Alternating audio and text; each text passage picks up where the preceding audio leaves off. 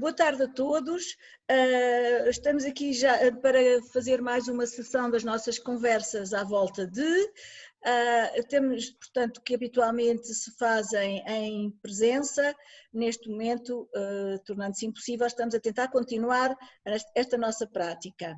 Portanto, hoje o tema é Lugares Sagrados, as Cubas do Sul de Portugal, pelo arquiteto Luís Ferro.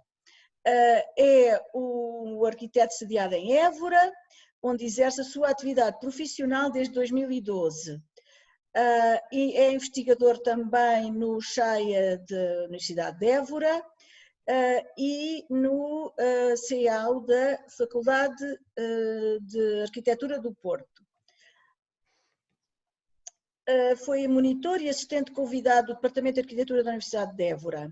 Recebeu vários prémios, o Estágio Portugal e o Prémio Arquitetos Agora e ainda o Prémio do Instituto Cultural do António Ferreira Gomes, pela publicação do seu livro O Ermitério da Cartucha de Évora, Arquitetura e Vida Monástica.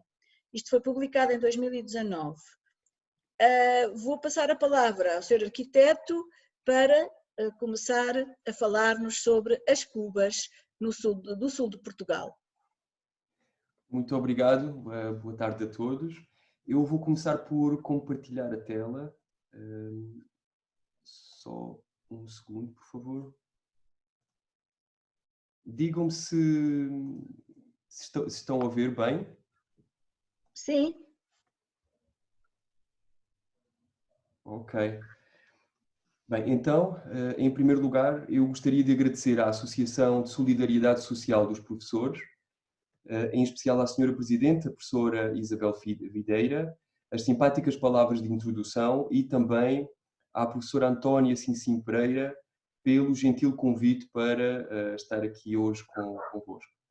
Vamos, enfim, neste formato Zoom, nos nossos monitores, mas é aquilo que é possível nas circunstâncias atuais.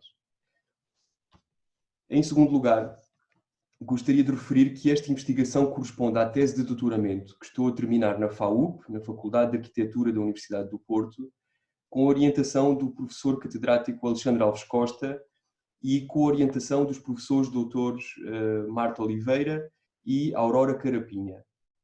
Mas gostava de informar também que entre 2015 e 2018 esta investigação deu origem e foi desenvolvida como um projeto de investigação financiado pela Fundação Carlos Gulbenkian, e no âmbito deste projeto foi organizado um colóquio internacional e uma exposição itinerante de fotografia que passou por vários...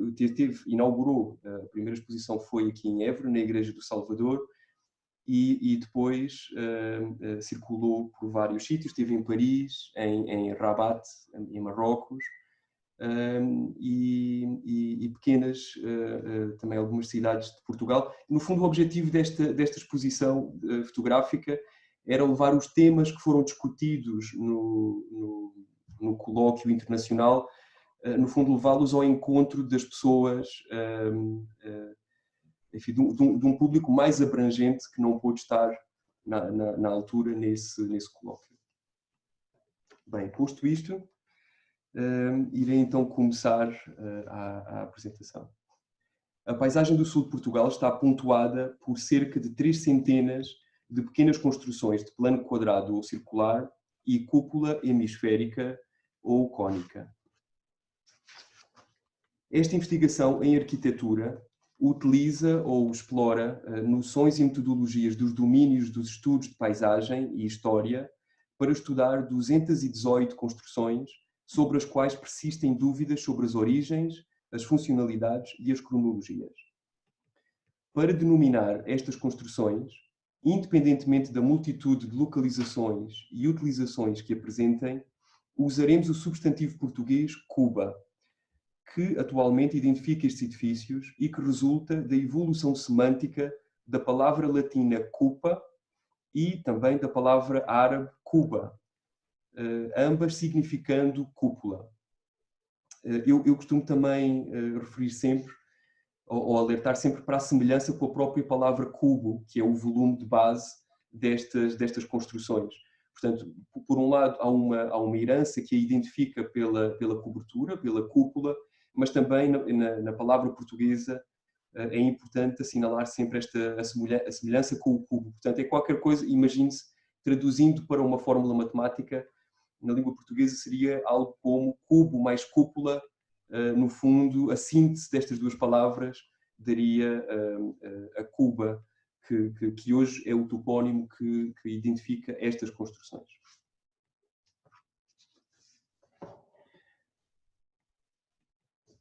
Hoje em dia, estas construções encontram-se integradas em conjuntos arquitetónicos mais amplos, como igrejas, ermidas, capelas ou montes agrícolas, comumente na posição de capela-mor, sacristia, nave ou nártex de entrada. Todavia, seriam, em alguns casos, estruturas isoladas ou independentes que foram mais tarde ampliadas. Como podemos ver nesta imagem, a principal característica das cubas é a extrema elementaridade da sua composição geométrica, definida exteriormente pela justaposição de uma semisfera, a cúpula, sobre um cubo, a base. A leveza da forma curva contrasta com a robustez da base. Todavia, no espaço interior, a passagem do plano quadrado para o circular da cobertura é feita por 4 pendentes lisos situados nas esquinas superiores do cubo, atribuindo um forte sentido de unidade e de continuidade ao espaço interior. No fundo, é interessante reparar já que, do ponto de vista exterior, vamos lá, destes edifícios, existe um enorme contraste nesta justaposição da forma curva sobre a base angulosa cúbica. No entanto, à parte de dentro, o espaço é uno. No fundo, esta transição do plano quadrado para o circular é gradual e progressiva. É também construtiva, espacial e simbólica. De acordo com Rafael Manzano Martos, os principais e as mais antigas teorias cosmogónicas associam o volume cúbico ao solo, enquanto a curva da cobertura representa a abóbada celeste. Assim, a passagem do cubo para a cúpula, da Terra para o céu, encerra a unidade cósmica e simboliza a elevação e a ascensão espiritual. Neste momento, é possível identificar 218 cubas no sul de Portugal, faltando ainda explorar profundamente vastas áreas territoriais. Este número de 218 cubas, no fundo, constitui os 218 objetos de estudo da minha investigação. E é importante referir que destes 218, 110 foram identificados, inventariados e medidos pormenorizadamente no decorrer deste projeto de investigação, uma vez que não constavam na principal bibliografia de referência, ou seja, não tinham ainda sido referenciadas como cubas e podendo pertencer, no fundo, a esta espécie de tipologia arquitetónica.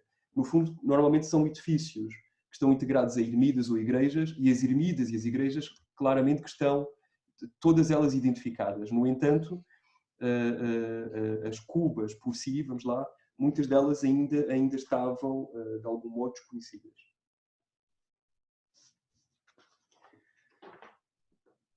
Bem, eu gostaria de também, enfim, nesta introdução ainda inicial ao trabalho, gostaria de passar um pouco para o estado da arte, ou seja, dar-vos a conhecer um pouco o conhecimento que existe sobre estas construções. Falo-ei apenas num excerto, portanto, irei concentrar no estado da arte português, sobre estas construções e, sobretudo, sobre 2 autores. E eu percebi há pouco, pela lista de convidados, que um deles está presente, o Dr. Artur Goulart, que escreveu muito também sobre as cubas e do qual irei falar um pouco nestas páginas. Bem, o mais importante e o mais interessante é constatar que as inúmeras hipóteses funcionais que foram apontadas a estes monumentos na literatura de referência têm por base quase exclusivamente as suas localizações. Veja-se, por exemplo, a Cuba de Monsaraz, um dos primeiros estudos que foi escrito sobre estas construções no espaço do conhecimento português. Neste artigo, José Pires Gonçalves concluiu que a ermida de São João Batista, não é esta imagem que estão a ver, eu acho que irá surgir um pouco mais à frente, enfim, que a ermida de São João Batista corresponde, e cito, a um oratório erguido no recinto de um cemitério para recolher e guardar os despojos ascéticos de um santarrão muçulmano, por esta ter os seus alicerces cravados no seio de uma antiga necrópole rupestre. E termino a citação. E, no fundo, fez esta afirmação unicamente baseado no facto justamente da ermida estar situada sobre uma antiga necrópole. Portanto, novamente, o aspecto da localização. No entanto, a aurora do estudo da localização das cubas, ou melhor, a preocupação relativamente ao estudo da localização das cubas, só aconteceu 21 anos mais tarde, com a publicação do artigo As Cubas Alentejanas, Monumentos de Origem ou Influência Muçulmana no Distrito de Évora, de 1985, da autoria de Artur Goulart Borges. Apesar de breve e curto, este trabalho foi precursor do estudo da localização das cubas, ao ter identificado e inventariado 97 cubas de acordo com as suas localizações. Peço desculpa, tenho esta tabela em inglês, mas se quiserem posso também de alguma forma ler ou sintetizar um pouco isto. Eu queria apenas referir que a escalonação proposta por Artur Goulart Borges suscita bastante reflexão. Desde logo pelo modo como foi feita a divisão entre as tipologias, que faz denotar a existência de um pensamento, pela primeira vez, de um pensamento estruturado sobre a localização destes edifícios. É possível identificar uma separação que divide a tabela em dois grupos e que facilita e que utiliza a elevação dos lugares em que as cubas se inserem como fator diferenciador. Isto significa que as cubas que apresentam uma situação estratégica em altitude foram todas agrupadas no tipo 1, enquanto que as que não apresentam uma localização em altitude, que se inserem em lugares planos, foram integradas nos tipos 2 e 3. Em seguida, cada uma destas partes foi fragmentada em 3 tipos, consoante a posição que ocupam relativamente a um povoamento: em situação de isolamento, na periferia ou no interior do núcleo urbano. Finalmente, no grupo das cubas que não apresentam uma localização em altitude, o autor diferenciou os monumentos que exibem ligações evidentes com estradas, vias ou atalaias e que estão afastados dos núcleos urbanos. No corpo de texto, Artur Goulart Borges refere a incidência de monumentos nas zonas mais montanhosas do distrito, onde, deste modo, os edifícios não só dominam uma vasta panorâmica, como permitem, na grande generalidade dos casos, uma visão desimpedida de uns para os outros. E isto é um ponto muito, muito importante. Pela primeira vez, o Dr. Artur Goulart Borges assinalou a comunicação visual de algumas cubas, umas com as outras. Portanto, o estabelecimento desta comunicação visual, que conduziu à interpretação de que as cubas podem corresponder a oratórios que servem como lugar de oração, mas simultaneamente postos de vigilância. Isto é, que podem ter uma funcionalidade dual, fazer confinar duas utilizações distintas numa única unidade espacial: a simbólica, da oração, e a militar, da vigilância. Por fim, relevando a hipotética vocação de sentinela das cubas, o Dr. Artur Goulart Borges menciona também a consonância de algumas cubas com antigas vias romanas ou medievais.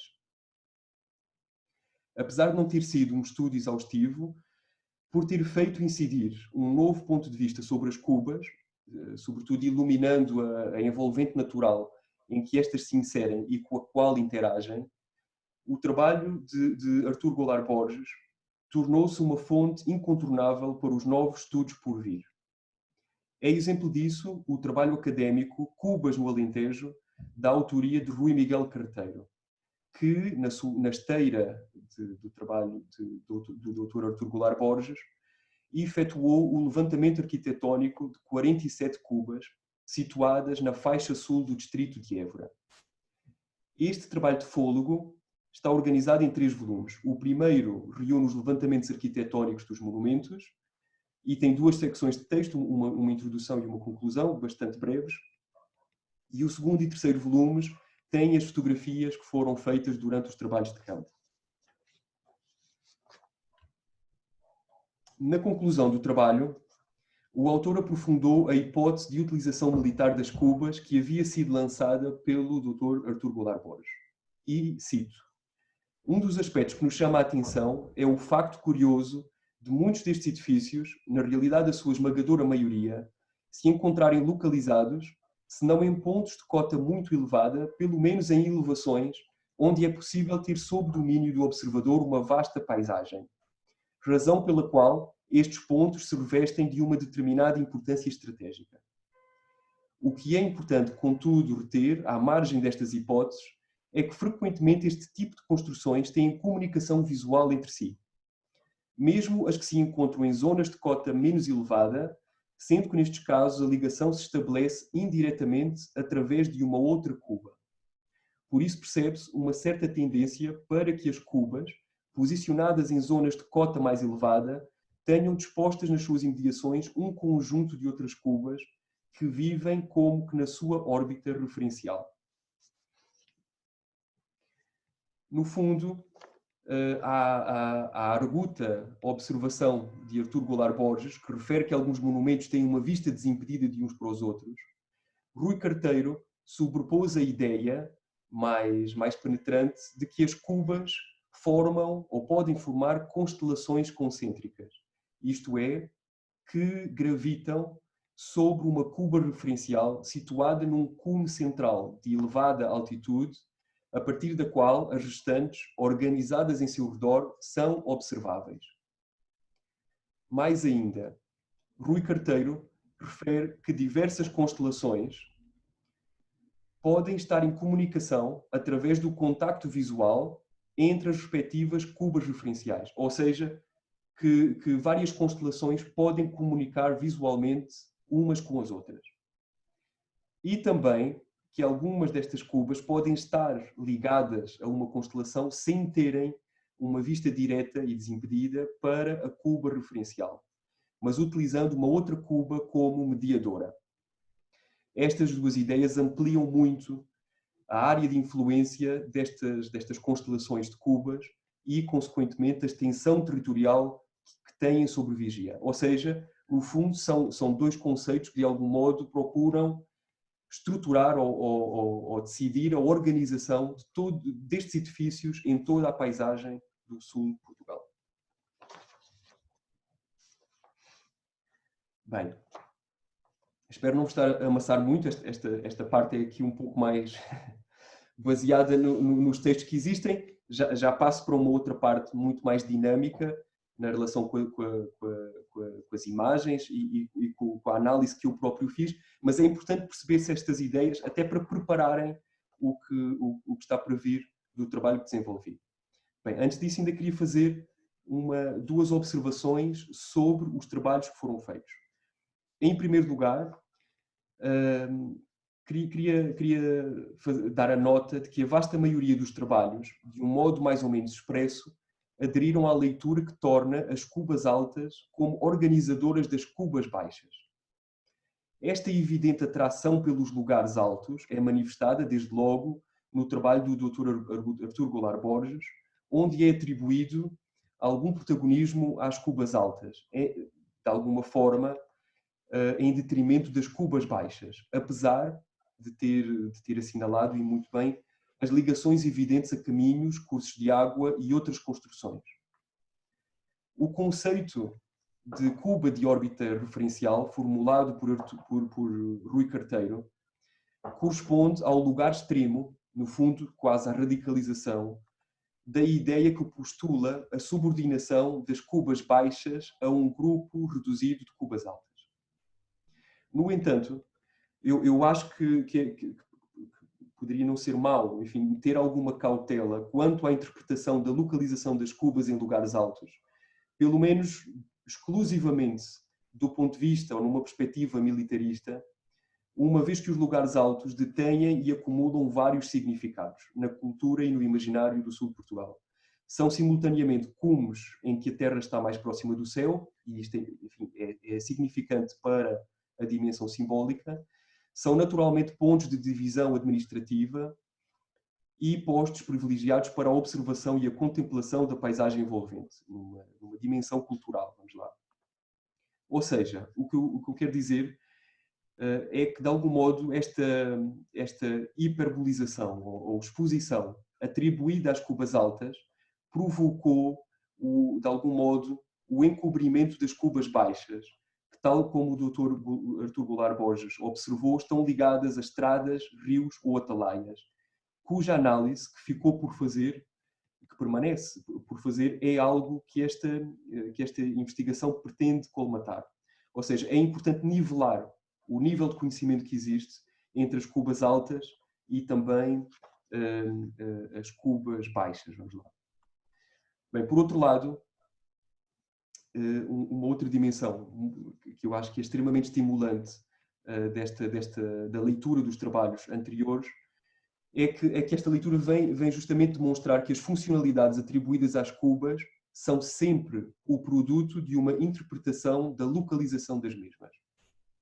E deste modo torna-se evidente que a clarificação das funcionalidades das cubas implica o estudo exaustivo da espacialidade destas construções, ou seja, o estudo da inserção destes pontos no espaço biofísico em que se inserem. Importa ainda referir que o lançamento de funcionalidades a partir das localizações assenta na noção de que a disposição das cubas não é aleatória, que muito pelo contrário é dotada de intencionalidade. E que neste sentido é possível afirmar, é uma afirmação um pouco arrojada, mas eu acho que é possível afirmar que a paisagem funciona como interface entre as cubas e as suas respectivas funcionalidades. Bem, posto isto, e peço-vos desculpa se foi um pouco mais aborrecida esta parte, mas que já terminei. Eu queria apenas referir que, acompanhando estes debates, este projeto de investigação, que se centra no cruzamento da informação obtida na análise dos próprios edifícios, portanto, em trabalho de campo, e com a bibliografia de referência, estas ideias e conceitos que acabei de vos apresentar, tem dois objetivos principais. Primeiro, clarificar as funções, explorando a ligação entre as utilizações e a localização das cubas, estabelecida na bibliografia, e iremos criar cartografia temática e específica que testa a inserção das cubas na paisagem do sul de Portugal. Por outro lado, o segundo objetivo, estudar a evolução do modelo arquitetónico a partir da realização de levantamentos métrico-construtivos dos objetos de estudo. Pretendemos propor uma organização cronológica para estas construções. Importa referir que esta investigação propõe a distinção do modelo arquitetónico da Cuba do estudo das funcionalidades e cronologias, uma vez que, a nosso ver, uma das principais dificuldades relativamente à determinação destas incógnitas resulta de uma preocupação excessiva em identificar de forma absoluta uma função e uma origem para todos os edifícios. Por outras palavras, esta investigação entende as cubas como um módulo construtivo muito antigo que, pela sua elementaridade e versatilidade funcional, foi amplamente reproduzido, assimilado e sujeito a uma própria e constante evolução. É multifuncional e pode surgir em qualquer contexto, havendo até exemplos como São Brás, em Serpa, que tem 3 cubas no mesmo edifício, temporalmente distanciadas umas das outras, fruto da multiplicação da unidade construtiva da cuba. Para além disso, e isto é apenas uma parte, é errado estudar unicamente as cubas num espectro, num determinado quadro histórico, por exemplo, o islâmico, onde normalmente, onde por vezes se surgem algumas observações a este respeito, pois o espaço cupulado era simultaneamente, ou seja, nos séculos 9, 10, 11 e 12, foi explorado no âmbito religioso cristão também. Não julgo que seja uma tipologia que surgiu ou que foi gerada na Península Ibérica durante este período apenas no espaço islâmico. E isso está provado por Ruiz Sousa na sua tese de doutoramento. Bem, o estudo da inserção das cubas no espaço biofísico do sul de Portugal implica a compreensão das dimensões estética, cultural e simbólica da paisagem, assim como a criação de uma nova cartografia temática que interprete a informação espacial. O sul de Portugal está subdividido em 8 bacias hidrográficas com diferentes características morfológicas e biológicas, compondo uma complexa superfície suavemente ondulada, marcada por algumas referências verticais e súbitas cambiantes influenciadas pela proximidade do mar. As bacias hidrográficas são as linhas de força que estruturam esta paisagem. Conforme podemos ver nesta imagem, a distribuição espacial das cubas no sul de Portugal não é homogénea. No fundo, está disseminada ou espalhada por quase todas as áreas do sul de Portugal, mas notam-se algumas concentrações e também algumas linhas estruturantes que organizam a localização destes edifícios. Verifica-se um número superior de cubas na região meridional nascente, que acompanha sensivelmente o serpenteante contorno da massa de relevo que une e separa as bacias hidrográficas do Rio Tejo, Sado e Guadiana, no fundo a peneplanície do Alentejo. A tendência de assentamento humano nesta elevação é muito antiga, tendo servido de palco para a instalação das principais formações urbanas e dos caminhos que unem o norte ao sul, o oeste ao oeste.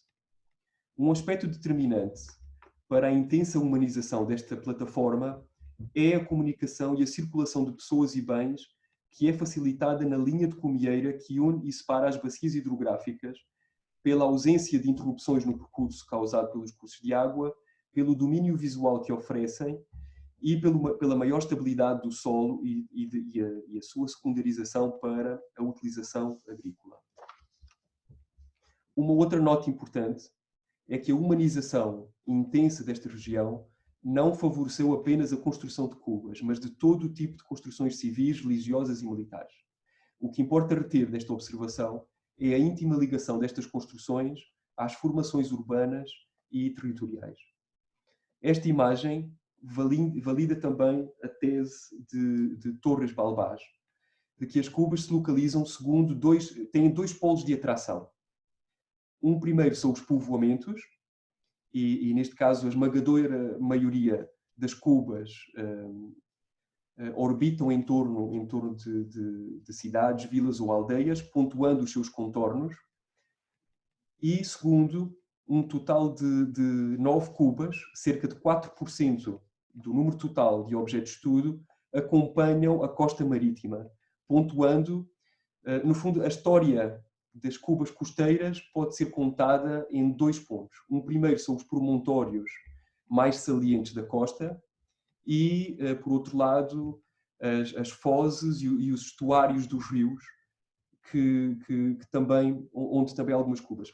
Enfim, já quebrando aqui um pouco a continuidade, mas isso é bastante observável. Reparem no Cabo Espichel, que tem a pequena ermida da memória, o São Vicente e Sagres, portanto, a Ponta de Sagres tem uma pequena cuba no Forte de Beliche e uma pequena cuba também no Forte, não sei se chama Forte de São Vicente mesmo, mas na fortaleza que está no Cabo de São Vicente. E depois, por outro lado, temos, junto ao estuário dos rios, algumas cubas. Aqui é Alcácer do Sal, e há uma cuba, vamos lá, quase na entrada, a controlar a entrada, as passagens entre o mar e a terra, e junto ao estuário normalmente podem situar-se algumas outras cubas.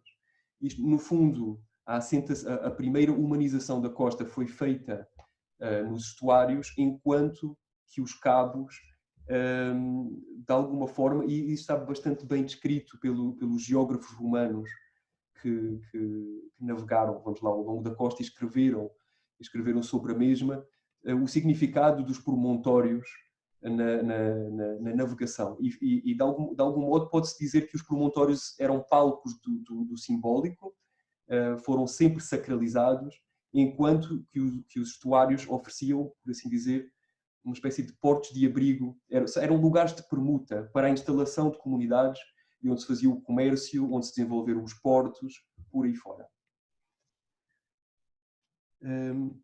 Perdi-me. Queria apenas... reparem nesta passagem, vou passar 3 imagens de seguida, sem muita diferença, mas que introduzem caminhos antigos que passei de cartografia antiga para este mapa e que de algum modo também estruturam várias cubas. Portanto, daqui a ligação que o próprio Dr. Artur Borges também referiu muitíssimo bem, da consonância de algumas cubas com as antigas vias romanas ou medievais. Bem, a localização das cubas que orbitam em torno dos núcleos urbanos é variada dependendo das características biofísicas, funcionais e da significação simbólica dos lugares em que se inserem. Através de uma inventariação pormenorizada, identificamos, até ao momento, a existência dos seguintes grupos. Primeiro, lugares altos, cumes ou linhas de festo. Os lugares com maior altitude concentram e agregam no mesmo lugar funções simbólico-religiosas. São pontos de ampla visibilidade em que a Terra está mais próxima do céu, continuando a própria... Vou passar. Também militares são miradouros para a vigilância e administrativos são fronteiras naturais. E aqui, este é o caso de Serpa, e estas cores fazem a diferenciação da topografia. Portanto, no fundo, a linha azul é o rio Guadiana e algumas linhas de água mais marcantes, mais importantes, alguns afluentes mais importantes. E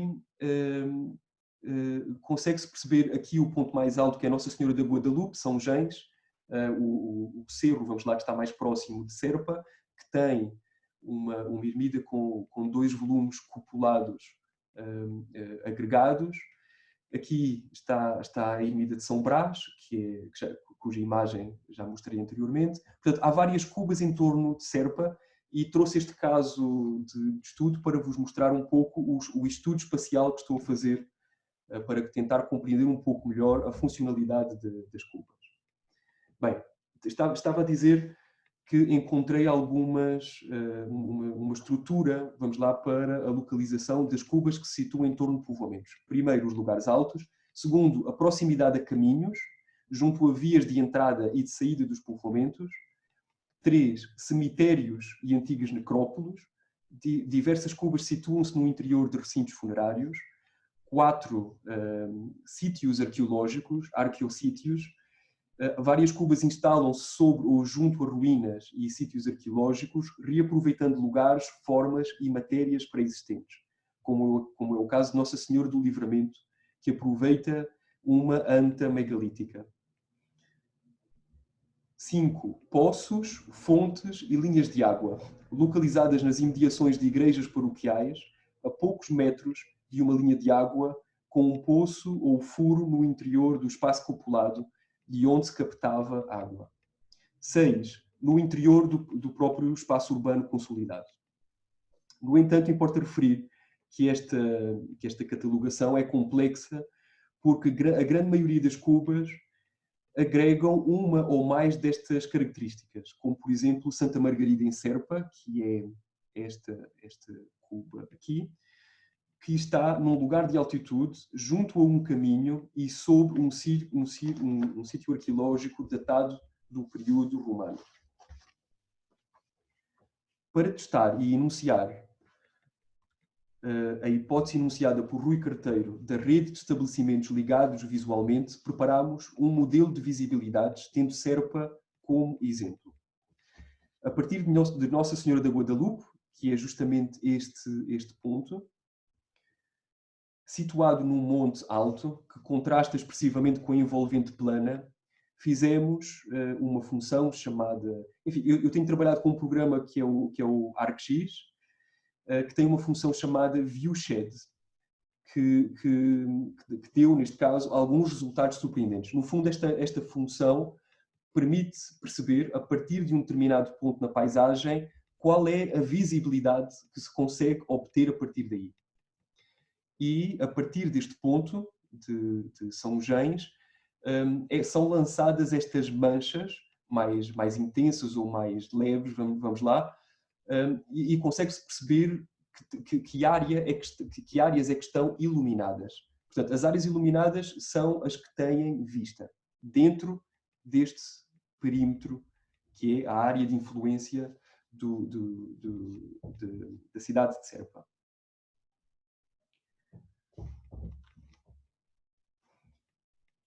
Bem, a partir de São Gens é possível observar não apenas todas as cubas envolventes, mas também atalaias e lugares cuja agiotoponímia é defesa, vigia, guarida. Eu fiz aqui a marcação, vou fazer novamente a passagem desta imagem. Conseguem ver o aparecimento de alguns pontos verdes. Estes pontos quadrados e brancos ao centro são lugares de toponímia sugestiva à vigia do território, enquanto que os pontos verdes sólidos são pequenas atalaias que se situam em redor da própria cidade de Serpa.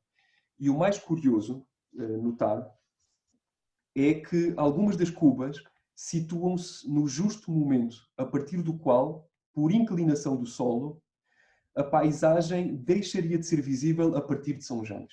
Ou seja, traduzindo isto para a imagem, por exemplo, entre São Gens e São Brás. A partir de São Gens, consegue-se ver a paisagem justamente até São Brás. E São Brás localiza-se junto a um caminho que, no fundo, expressa a entrada e a saída da cidade de Serpa, e justamente o ponto onde, a partir do qual, a partir de São Gens, já não se teria visibilidade do território. Portanto, e a partir de São Gens, abre-se um novo pequeno vale diante desse ponto.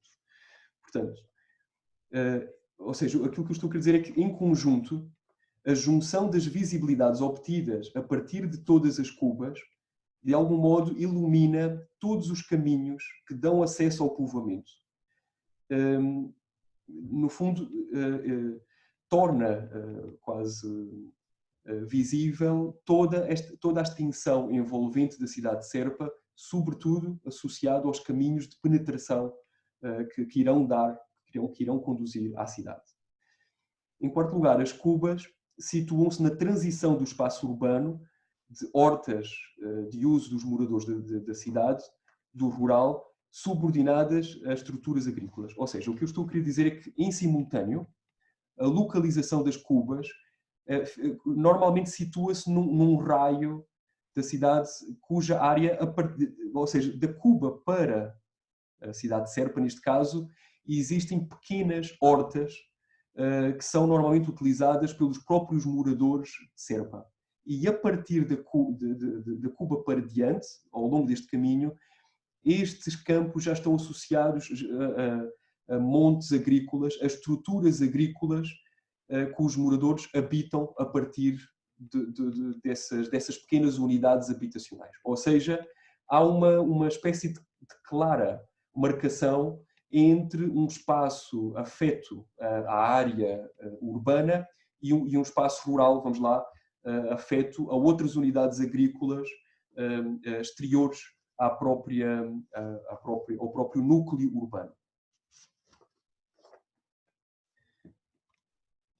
Bem, saltando para outra etapa, isto no fundo, estes mapas e esta explicação, espero que não tenha sido muito confusa, no final também tentarei, se houver alguma dúvida, esclarecer, mas vou fazer uma passagem, isto foi apenas um pequeno exemplo que preparei aqui até um pouco à pressa, desculpem, para apresentação, mas agora queria dar-vos o vislumbre de outras partes importantes para esta investigação. Em paralelo, este projeto também estuda em detalhe a arquitetura das cubas, isto é, o objeto, o próprio edifício. A maioria dos objetos de estudo varia entre 5 e 5,5 metros de lado ou diâmetro. O maior exemplar é Santa Luzia, à esquerda, é este edifício, que fica perto de Alvito, que tem 6,10 metros de lado no exterior e 4,74 metros no interior. O menor exemplo situa-se na Quinta do Cerrado, perto de Bringel, e tem 3,63 metros de lado no exterior e 2,55 metros no espaço interior. Dois princípios de proporcionalidade podem ser identificados. Desculpem, isto também está em inglês. A cubicidade da base é considerada a partir das medidas interiores, ou seja, a medida do lado interior do plano coincide com a altura interior do cubo. Vou voltar atrás para vos explicar. Normalmente, a medida lateral uma das dimensões interiores corresponde normalmente à dimensão que vai entre o pavimento à calote da cúpula. Portanto, definindo deste modo a tal ideia cúbica. Mas este cubo, volto a referir, é importante, é um produto de uma medida interior. É pensado a partir do interior. A altura interior total das cubas, compreendida entre o pavimento e o topo da cúpula, corresponde a 1,5 vezes a medida do lado interior do plano. E isto é relativamente natural, uma vez que a cobertura é em meia esfera, portanto é uma cúpula hemisférica. E nesse sentido, se esta altura é metade da largura em plano, naturalmente que esta é mais metade dessa medida. Portanto, esta razão é 1,5 vezes a medida em planta. Bem, para terminar, gostaria de informar que recentemente foram efetuados 5 testes de radiocarbono a 5 cubas diferentes com fundos do projeto. Temos os resultados, variaram entre o século XIV e o século XVII. Todavia, importa sublinhar que ficaram limitados à escolha não das cubas que suspeitamos poderem ser as mais antigas, mas aquelas a que, por um lado, enfim, foi possível extrair amostras materiais. Embora o projeto ainda esteja... Desculpem, queria ainda fazer também aqui uma nota importante. No fundo, estes testes foram feitos em conjunto com o laboratório Hércules, e eu queria, de facto, foram 5 testes, dão-nos um exemplo, não são claramente balizas, nem o exemplo mais antigo, nem o mais recente, vamos lá, mas de alguma forma criam um quadro temporal que pode ser importante para a interpretação destes edifícios. Os testes, ou melhor, os objetos escolhidos para serem alvo deste estudo foram justamente aqueles aos quais nós, por um lado, pudemos aceder e retirar um pouco de material. Tentámos sempre tirar amostras de zonas cuja probabilidade de terem sido alteradas seja menor. Portanto, tentámos sempre escavar e ir um pouco junto às fundações ou ao interior das paredes, na zona das esquinas interiores, que é uma parte de estrutura muito importante. Os paramentos a meio do edifício podem ter sido substituídos a qualquer altura, não iríamos conseguir compreender, seria mais ou menos indistinguível, pelo menos agora. E os resultados foram esses. O mais antigo foi a cuba de Santa Luzia, em Alvito, que deu claramente para o resultado, o seu resultado incidiu no século XIV, e as outras foram bastante mais recentes. E isso é extremamente interessante. No entanto, não querendo eventualmente retirar nada do que tinha para dizer a seguir, aquilo que é mais importante é perceber este modelo arquitetónico enquanto ideia em si. Vamos lá. No meu projeto de investigação não me interessa tanto uma questão que será muito importante, que é com certeza muito importante para os historiadores, que é tentar perceber as discussões em torno da origem e das cronologias destas construções. Para mim, como arquiteto, interessa mais tentar compreender o modelo arquitetónico num sentido um pouco mais orgânico. Ou seja, se hoje ou amanhã for construído uma construção de base cúbica com uma cúpula, será claramente uma cuba. Ou seja, há uma espécie de ideia de fluidez e de continuidade e de persistência deste modelo ao longo do tempo, que é aquilo que me tem interessado a estudar. E sem surpresa minha, os resultados dos testes foram muito dispares. Houve inclusive um teste, eu não referi aqui, mas houve inclusive um teste que deu o século XVIII ou XIX, não me recordo agora bem. Portanto, mas é justamente isto que eu estou a querer dizer. É importante compreender as cubas como um modelo arquitetónico que foi continuado ao longo do tempo. Não se sabe qual é a origem, e importa perceber, e eu acho que isso não é do âmbito de um estudo de arquitetura, não está eventualmente ao meu alcance, mas de qualquer modo interessa-me compreender o modo como evoluiu este modelo arquitetónico em si. Bem, para fechar a apresentação, queria apenas referir que, embora o projeto ainda esteja em desenvolvimento e, portanto, não existam conclusões finais, gostaria de adiantar que acreditamos e temos evidências a suportar a ideia de que as cubas são um módulo construtivo muito versátil que remonta à antiguidade e foi utilizado para múltiplos fins e em diferentes cronologias, com ritmos, acelerações e concentrações diferentes. Não encontramos a filiação deste modelo arquitetónico a um período ou uma cultura específica, mas antes sinais da constante assimilação deste modelo arquitetónico. Com isto, lamento muito se esperavam uma conclusão mais objetiva, pois, enfim, o trabalho de algum modo acaba por vir também baralhar um pouco algumas das ideias que já existem. Voltamos quase sempre ao início.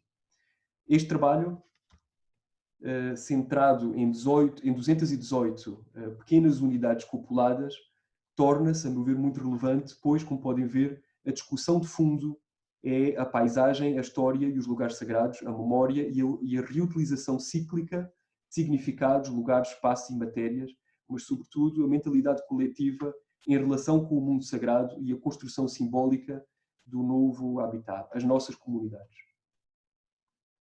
Obrigado.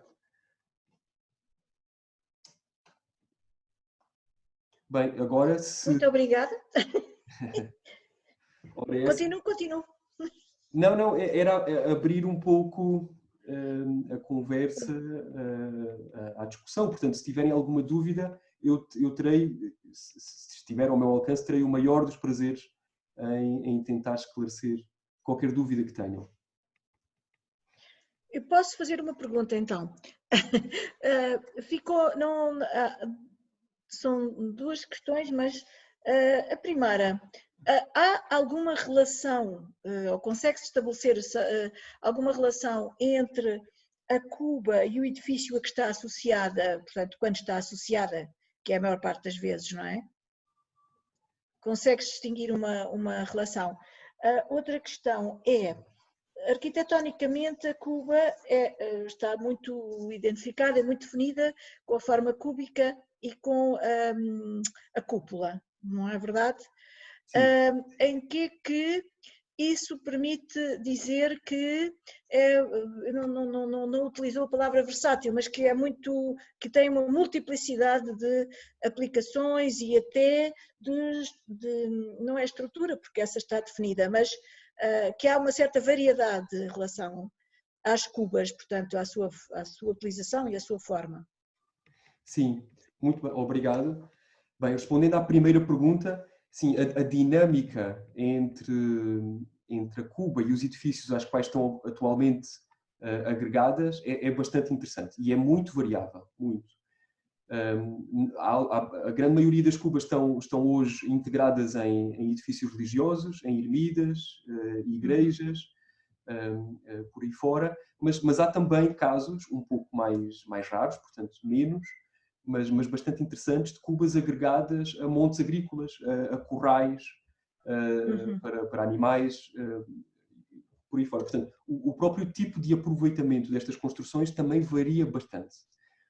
No campo das cubas que foram integradas em edifícios religiosos, a grande maioria passou a fazer, no fundo, está agregada e, no fundo, é o volume da capela-mor dessa ermida ou igreja. Mas há também um número bastante significativo de casos em que é a sacristia, por exemplo. Já em número mais reduzido, pode ser também o próprio nártex de entrada, ou encontrei 3 casos, se não me engano, em que são a própria nave da ermida. Portanto, imaginando que ao volume da... Posso mostrar essa imagem até. Só um segundo. Desculpe. Que realmente é interessante este caso aqui, Nossa Senhora da Vitória, perto de Borba, em que o grande volume da cuba, é uma das maiores, está ao centro do todo arquitetónico atual. Ou seja, foi-lhe adicionado um volume de capela-mor, uma sacristia e um nártex de entrada. São poucos casos, mas existem alguns. E esta dinâmica é bastante interessante. Não sei qual será o critério absoluto. Eu acho que isso foi feito caso a caso. Aquilo que é mais interessante reter é que esta assimilação foi quase total destes edifícios. E que a sua utilização, que se presume ter sido a original, que também à partida seriam edifícios religiosos, de cariz religioso, e isso foi mantido. Portanto, perpetuou-se a funcionalidade, pelo menos mais elementar, destas construções. A segunda certo, pergunta... muito obrigada. Não. A segunda pergunta era sobre a morfologia dos edifícios, não é? Sim, mais relacionada com a morfologia, sim. Sim, há variações subtis. Bem, eu não tive tempo. Primeiro, aproveito e peço desculpa da apresentação. Eu acho que pode eventualmente ter sido um pouco confusa. Mas não achei nada confusa, não. É muito difícil resumir. Alguns aspectos até já tinha referido, eu só queria ficar mais objetivamente a perceber as associações, mas para mim não foi confusa. Não, mas há uma questão muito interessante na pergunta que fez e que eu vou tentar desenvolver muito simplificadamente. Mas consegue-se encontrar uma lógica entre as utilizações e as próprias dimensões do modelo arquitetónico. Ou seja, o que eu quero dizer é o seguinte: as cubas que se localizam, tendencialmente, as cubas que se localizam nos sítios mais altos são maiores e mais altas também. E as cubas de menores dimensões são aquelas que se localizam junto aos pontos de água e normalmente a poucos metros de uma linha de água e também, eventualmente, próximas de uma ponte e também de uma igreja paroquial. E, eventualmente, poderiam, estou completamente a supor, atenção, estou a falar informalmente, mas que, eventualmente, poderia estar ligado à própria ideia sagrada da água, vamos lá, associada ou ligada a possíveis rituais ligados à água junto às igrejas. E isto eu encontrei em Brigel, Santa Vitória. Bem, tenho 5 ou 6 exemplos, vamos lá, de cubas perfeitinhas. É o modelo perfeito, simplesmente mais pequeno do que as outras. As que estão nos lugares altos são significativamente mais altas. Esta é uma das maiores de todas, Nossa Senhora da Vitória. Tem uma história curiosa e interessante. Podem ver aqui, em frente desta cuba, há este memorial que no fundo guarda a memória de uma batalha travada aqui perto, e segundo está escrito no memorial, as tropas, vamos lá, que vinham de Espanha, que entraram de Espanha, foram avistadas a partir deste ponto e deste edifício, mas combatidas noutro lugar. Mas isto, enfim, este testemunho é extremamente interessante por estar escrito e por pôr em manifesto a ideia de que estas construções poderiam servir de sentinelas, portanto, poderiam claramente observar a paisagem e dar conta de uma eventual entrada, vamos lá, de tropas inimigas. Foi o que aconteceu neste caso específico. Mas há variações entre os edifícios. Nem todos têm cúpulas hemisféricas, há cúpulas cônicas, há este exemplo maravilhoso que eu gosto imenso desta cúpula cônica de base octogonal, situada em Viana do Alentejo, no cemitério de Viana do Alentejo. E neste caso é muito claro, é muito evidente, pelo menos para mim como arquiteto, a colagem de construções posteriores que no fundo que ampliam este espaço da pequena Cuba. Fazendo-se o levantamento e a análise das medidas, isso torna-se bastante claro. Mais alguém quer fazer perguntas? Eu ainda tenho... Eu gostava... Diz, António. O senhor Francisco Bailó está a falar, mas não tem som. Tem que pôr som. E falar. Deixa a dona Antônia. Quem é que quer falar, que eu tomo nota? António, o Adel. O Adel? Certo. Então, primeiro a Antónia, depois a Adel. O Francisco, que sempre quer falar? Tem que pôr o som, Francisco. Ou se não conseguir, também pode escrever a pergunta, se quiser. Também. Cecília, podes entrar em contacto e tentar ver o que se passa? Ou a Cidália? Então, a Antónia pode ir falando, então. Não? Ok, pronto. Então, eu primeiro queria agradecer ao Luís, porque foi uma exposição interessantíssima mesmo muito interessante, muito clara e fascinante. E depois tinha aqui imensas perguntas para lhe fazer, que estou curiosíssima, mas vou aqui selecionar algumas. São um bocadinho especulativas, eu reconheço, mas eu não resisto a fazê-las. Nomeadamente, pronto, a associação das cubas, essa associação de funções entre a função simbólica de oração e a função guerreira de vigilância, sugere-me a seguinte questão. As cubas eram habitadas, portanto, eram habitadas por homens santos, seria? Chamados homens santos, e será que podemos falar aqui talvez de quase um conceito de monge guerreiro, portanto alguém que ao mesmo tempo que orava protegia a localidade, protegia os seus cidadãos, digamos assim. E depois, pronto, eu associo isto também à questão da localização das cubas à volta das localidades, não é? Como uma rede de vigilância. Portanto, era uma rede de vigilância, mas não seria também, associando à função de oração, uma rede de proteção divina de alguma forma? Isto, pronto, são duas questões que eu deixo ao Luís.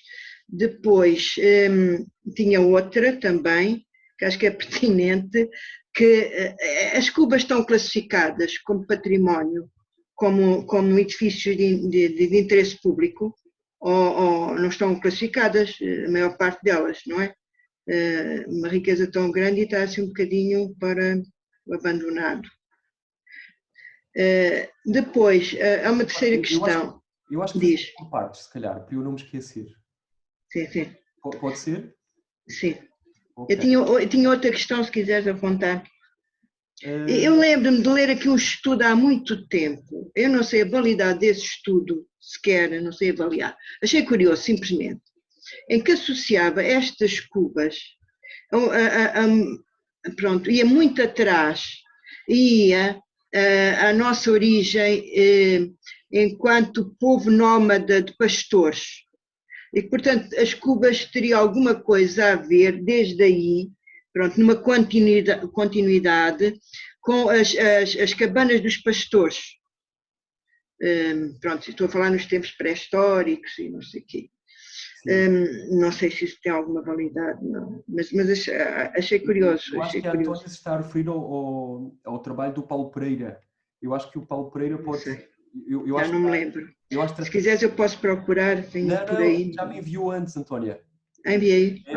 Foi a Antónia que me enviou até, e eu lembro-me disso. À partida seria isso que lembro-me de ter referido, e eu fui consultar, e era também uma análise do topónimo Cuba e da origem do próprio topónimo e eventualmente na formação, vamos lá, das comunidades deste território. Porque aqui é muito interessante essa continuidade do lugar sagrado que se prolonga ao longo dos tempos, ao longo dos séculos e que vem até hoje, não é?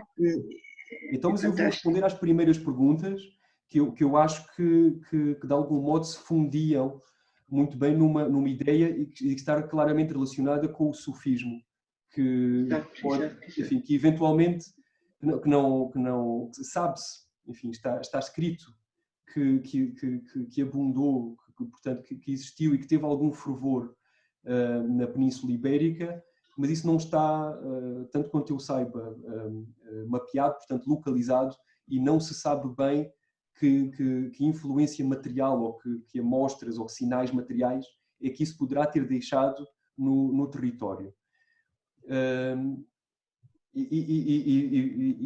Eu acho que as perguntas da Antónia também procuram trazer estas questões todas um pouco também novamente para as origens dos edifícios. E isso de facto é muito difícil de responder. Há algumas pistas, há alguns sinais no livro, que eu tenho alguns por aqui, da História de Portugal, editado pelo José Matoso.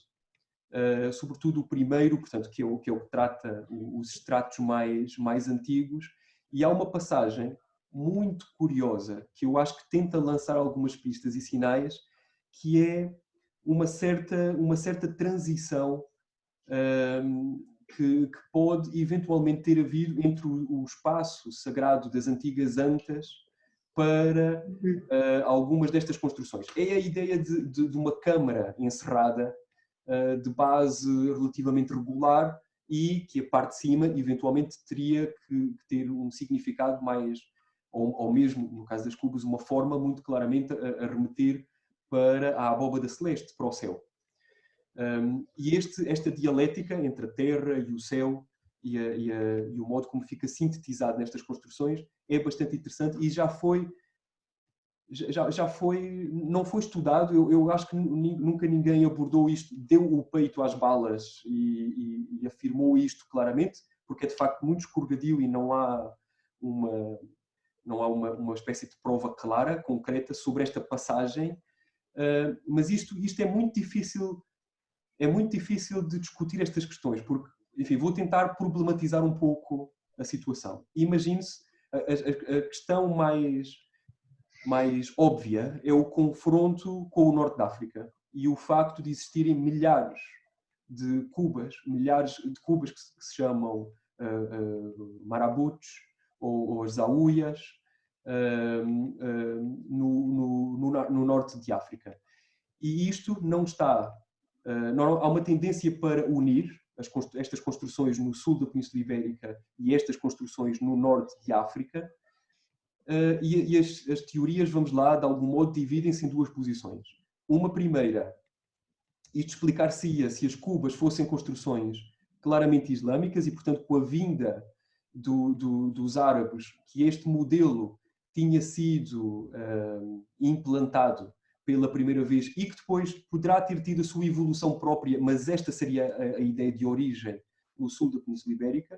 E também existe o contrário, que parte da ideia de que a Península Ibérica não foi unicamente um receptor de formas, mas que pode também ter sido um espaço gerador de formas, ideias, conceitos que mais tarde, com a expulsão dos árabes, que podem ter passado para o Norte de África. Ou seja, por outras palavras, muito mais simples, que esta é uma tipologia do sul da Península Ibérica que mais tarde migrou para o norte de África.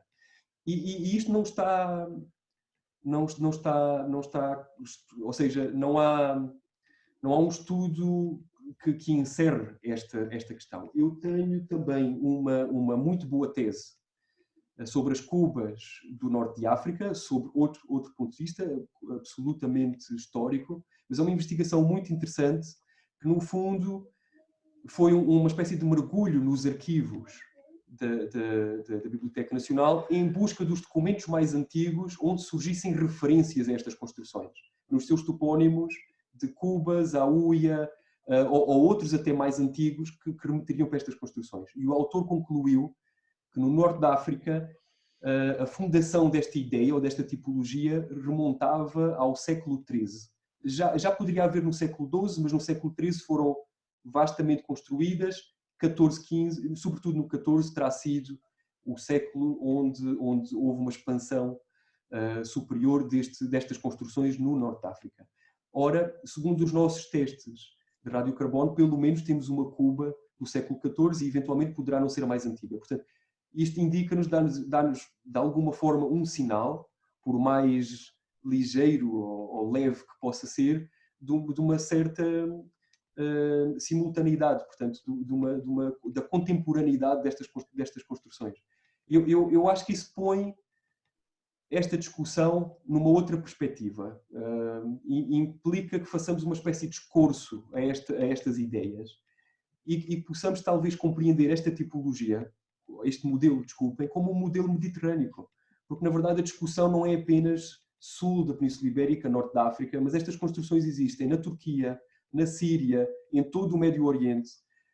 Não nos podemos esquecer os cubos cupulares também na Grécia, em Itália. A Sicília tem cubas, às quais chamam exatamente cubas, tal como nós em português escrevemos Cuba. E por aí fora. Portanto, esta discussão é um pouco mais ampla e pode implicar o recuo a civilizações um pouco mais antigas. E eventualmente, a questão que se coloca imediatamente é que a imagem, e atenção, isto é absolutamente especulativo, mas a imagem destas cubas na paisagem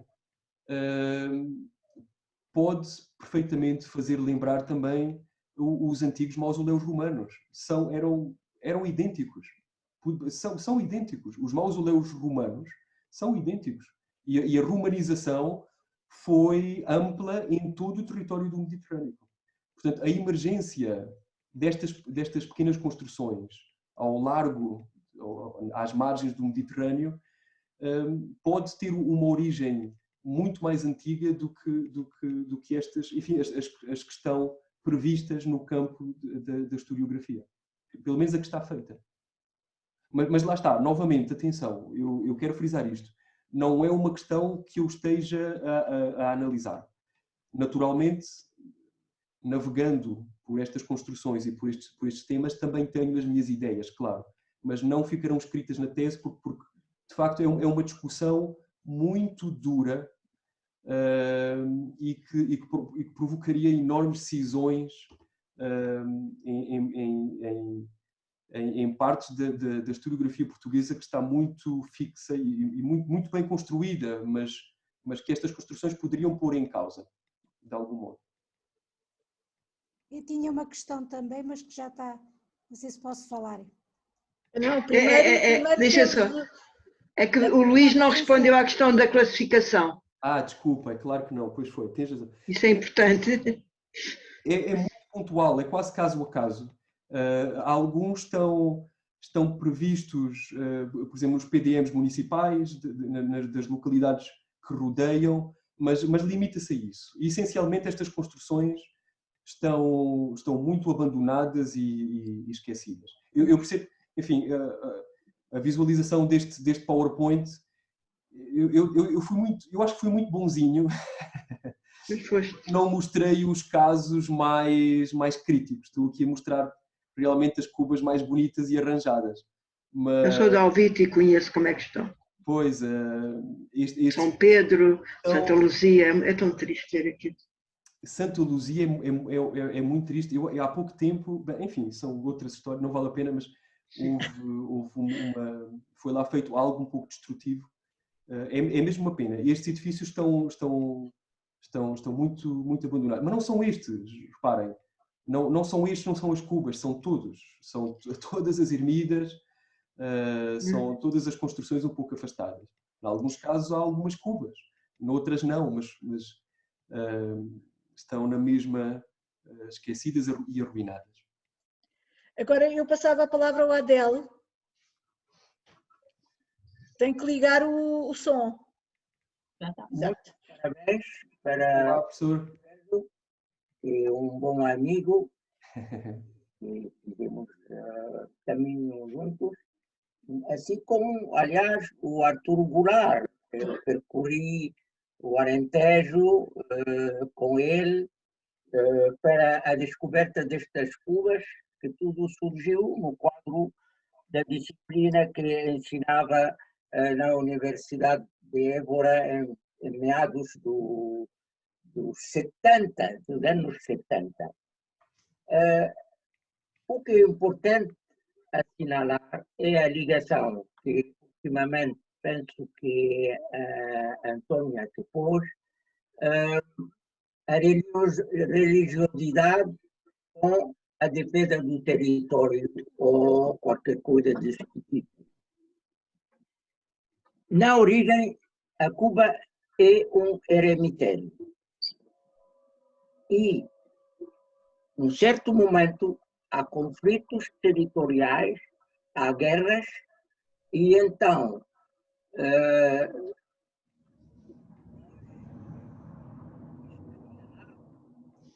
tem as tarefas de vigiar. Este é um preceito quase corânico, porque cada muçulmano deve participar na Guerra Santa, e a Guerra Santa implica também a defesa do território. Bom, este é que é importante, daí que, por exemplo, as cubas que são em toda a costa atlântica do Portugal está semeada de construções deste, até Braga. De modo que este é qualquer coisa de tomar em consideração. Sim.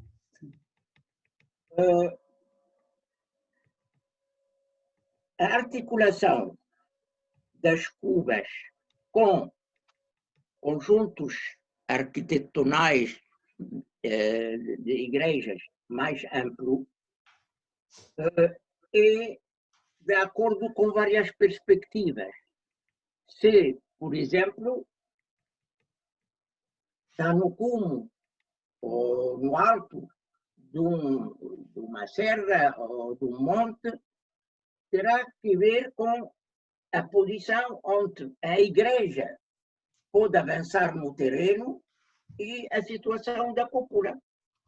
E então, pode ser, se for uma cúpula grande e bem, digamos, construída, então faz-se como altar-mor. Se não, é de um lado ou outro. Pode servir para a sacristia, seria mais para frente, ou para um retiro, um pequeno oratório para o lado de trás.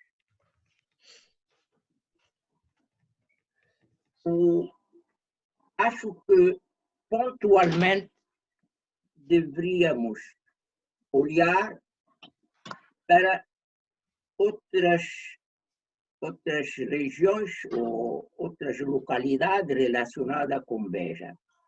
Beja, enquanto objeto específico do arquiteto Luís Ferro, não se pode, digamos, desligar de cidades tão importantes que nem sequer estão na cura de Beja, quer dizer, que o cura assim é uma palavra para distrito, não é? Hoje diríamos conselho, porque Moura, Aljustrel, Mértola, Alvito já foi citado, são sítios onde precisamente as cubas são variadas. E aí pontos de comparação seriam importantes neste sentido. Agora, haveria um desafio lançado a mais historiador, digamos assim. As cubas estão ligadas à ideia de vigia, de defesa do território.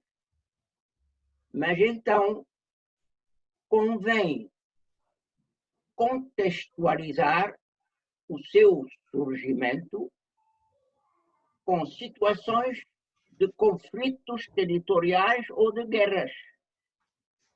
As guerras, a maior parte do tempo, são aqueles da costa atlântica, claramente, quando os vikings, etc., começaram a chegar ao país. Há indicações muito claras que a intensificação da defesa do território, que até lá não se pensava muito, o Atlântico era uma infinidade e não havia daquele lado muitos, digamos, receios de intervenção. E então há que ver os contextos, a contextualização histórica de guerras ou conflitos territoriais, que aqui no Baixo Alentejo, por exemplo, ou no Sul Alentejo, até no centro, era frequente no século IX, XI, etc., em várias cidades importantes que queriam assegurar um vasto território à sua conta, pensando muito bem como o arquiteto referiu, a situação também da exploração agrícola, que fazia a riqueza de uma cidade ou de um povo, antes de começarem o grande comércio, digamos, fora do território. Pronto, haveria ainda muito que dizer, mas acho que isto são alguns pontos que me parecem interessantes. Agora, Luís, não sei por que ao falar do sul do Alentejo, do sul de Portugal, não é? Foi a sua tese, o título, como que veja a diferença entre a região de Beja, o Algarve de um lado e o centro alentejano, digamos, no qual Évora estava. Na história antiga, estas divisões não são tão claras. Eu sei. Mas mesmo por isso, sabe? Contra Beja, de várias zonas territoriais, Mértola, do lado e Moura também com Beja, e é claro o grande Algarve com as suas riquezas, digamos, arquitetônicas. Então, tinha uma razão qualquer ou explica isto na sua tese, na introdução, toma isto só como amostra e qual é a razão por que a tomou como amostra? Sim, não, é simples. O recorte territorial que fiz tinha que ser uma coisa, tinha que ser muito justo, ou seja, por um lado, o interesse desta investigação é pôr em comparação, de algum modo, pelo menos do ponto de vista espacial, um número grande de objetos de estudo.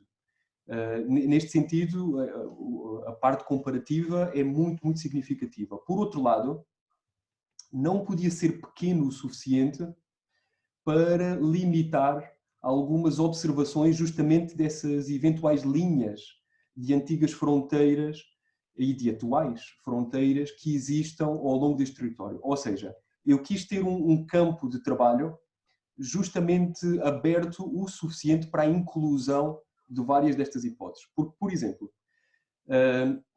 enfim, logo no início do trabalho, eu tentei perceber também os limites da própria cura de Beja, ou seja, do domínio administrativo da região de Beja durante o período de ocupação islâmica, vá. E que no fundo os seus limites são muito próximos dos atuais. Incluiriam eventualmente em discussão aquela zona mais a nascente da Serra Morena, por exemplo. Era bastante mais amplo para esse lado, se continuava para a margem nascente do Guadiana, mas pelo menos deste lado, embora também há uma pequena discussão quanto à costa, eventualmente o limite algarvio poderia subir pela costa alentejana. Enfim, pronto, independentemente disso, eu quis ter um campo de trabalho onde estas linhas, onde pudessem haver várias destas linhas. Os próprios termos das ordens religiosas e das ordens militares posteriores. Portanto, eu quero ter na cartografia vários limites para tentar perceber a consonância dos edifícios com alguns deles. Não quis limitar, até porque é uma discussão em aberto, não quis limitar este termo ou campo de trabalho a um limite muito concreto, por exemplo, a cura de Beja ou esqueci-me do nome que os romanos davam ao território, o Conventus de Beja. Por exemplo, não quis ter uma inscrição tão precisa, justamente para testar esses limites.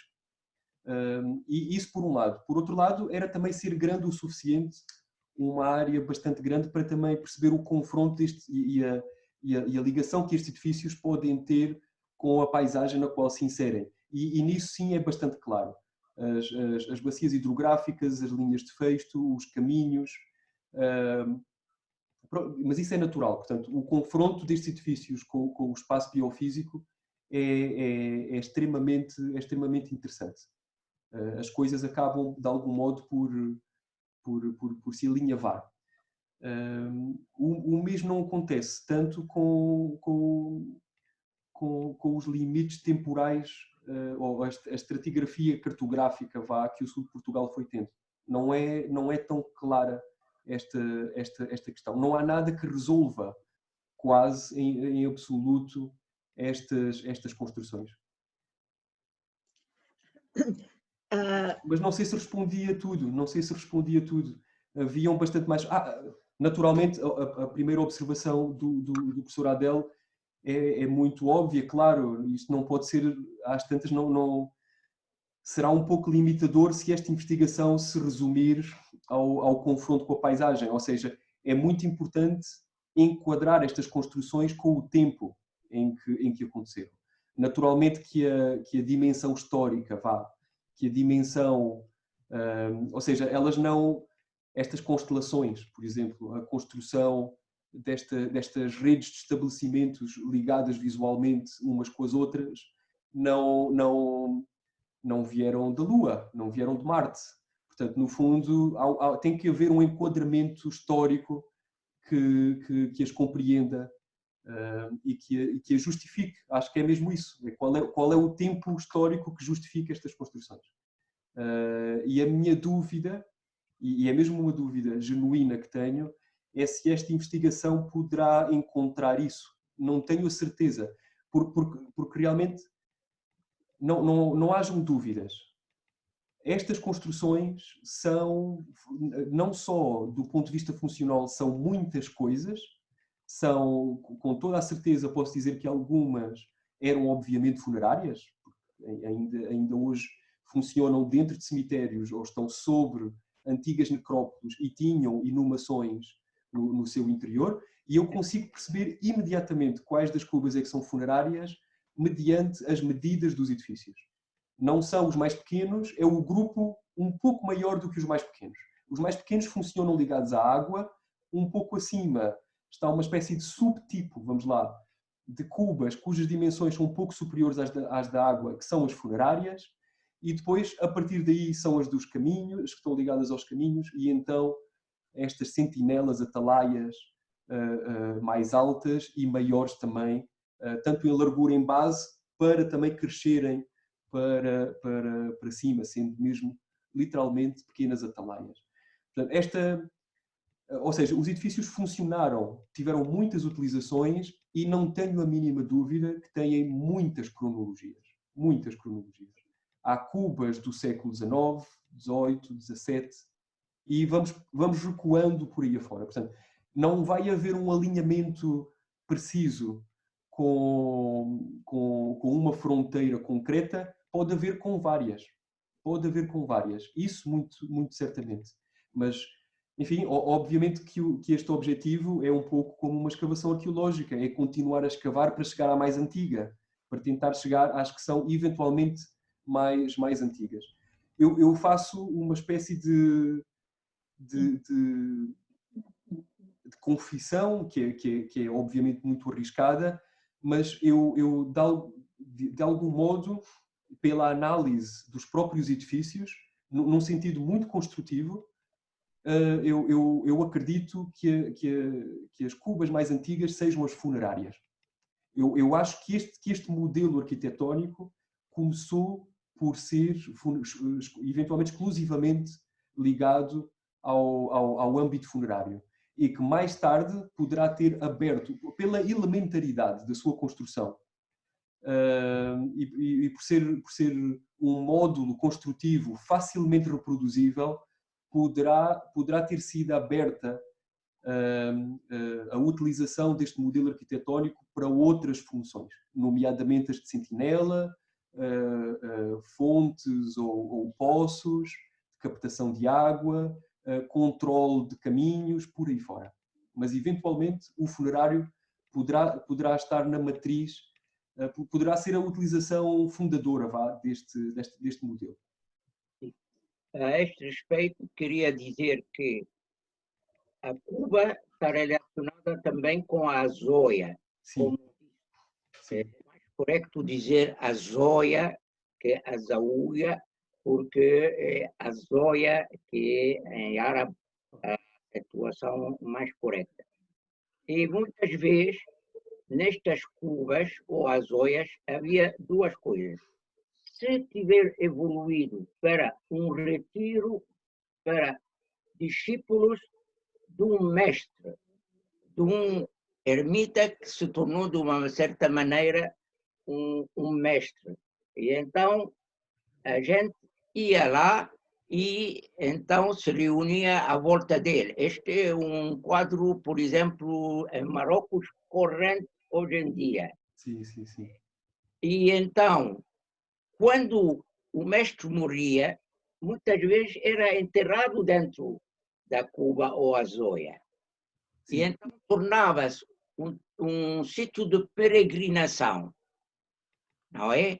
Deixava a utilidade imediata da vigia do território ou, digamos, do ensino de edificação religiosa de gente piedosa para então ser o sítio de enterro de um santão, que era então também tipo de peregrinações.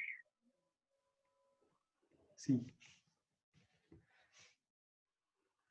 Não, acerca disso não tenho muito a responder, mas realmente, já agora, sim, tenho uma coisa a referir acerca disso, que é também muito confuso no estudo da bibliografia, sobretudo na internacional, espanhola, do Norte da África, pode-se tornar muito confuso a quantidade muito vasta de topónimos que são dados a estas construções.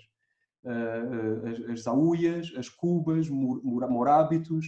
Na Turquia são as curbe.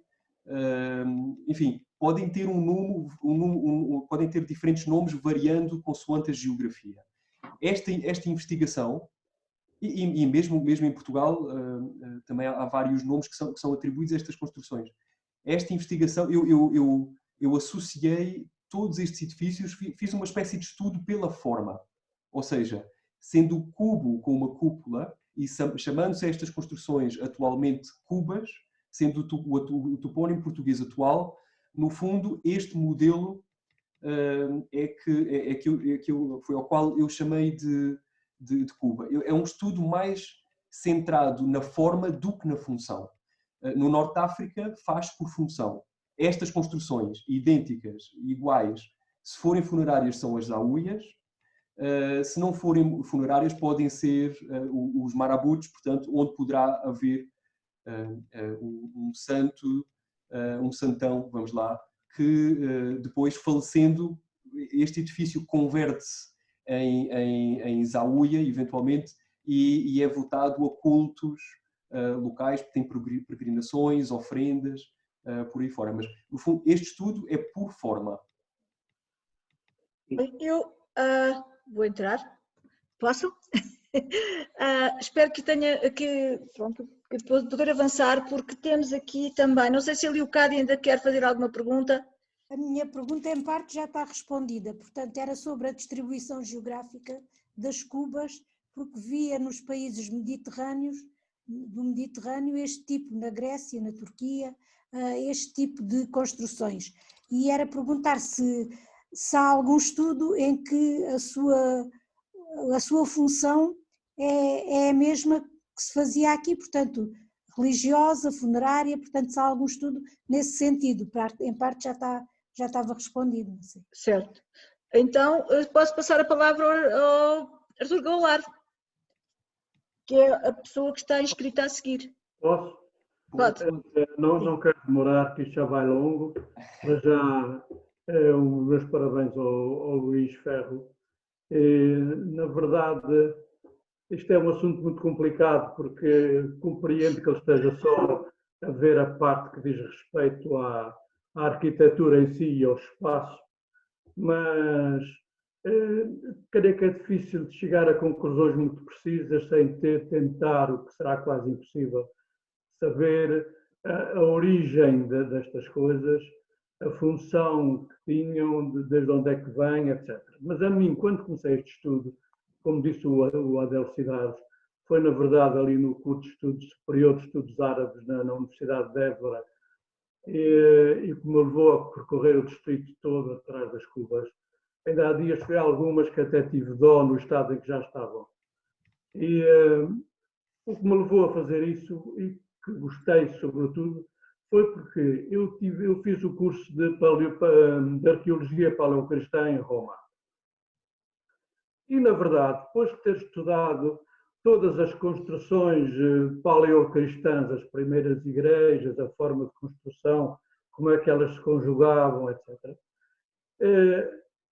ao vir para cá, ao perceber que o cristianismo se tinha espalhado de forma bastante significativa para todo este lado, não encontrava o mesmo tipo de construção como apareceu a partir de Roma e apareceu ali no centro da Itália e tudo, mas muito diferente.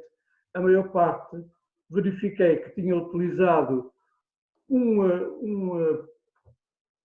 projeto já existente, uma forma de construção já existente, e que tinham aproveitado como espaço ideal para o sítio sagrado, e que esta função já teria, na verdade, uma função, de certa maneira, sagrada, ou funerária, ou o tal marabuto, ou tal onde estava um ermitão, etc., já teria uma certa função sagrada para depois ser aproveitada de uma maneira muito específica. Tanto é que, geralmente, passava a ermida, ou era construída já da mesma forma como a ermida. Se queriam fazer a igreja, ela era prolongada. Ou então construíam já a igreja, mas a capela-mor tinha aquela mesma função sagrada do quadrado com a cúpula celestial, etc. E quando tal não acontecia, tinha igualmente a função sagrada. Ou era o batistério, e geralmente era quando a igreja se prolongava e não cabia na sequência da primitiva construção, ou a sacristia. Mas a sacristia na altura não é como as sacristias de agora. As sacristias de agora, dá muito pouco tempo para cá, relativamente tempo para cá, são locais onde o padre muda de roupa e onde arrumam coisas, etc. A sacristia antigamente era um sítio sagrado, era um sítio da preparação para a Eucaristia, para a celebração, onde havia ritos próprios e, portanto, era um sítio tão sagrado quase como o resto da igreja, até mais às vezes do que a nave. E, portanto, este espaço arquitetónico só foi aproveitado para isso. E foi isso que me impressionou e que a gente verifica aí por todo o lado.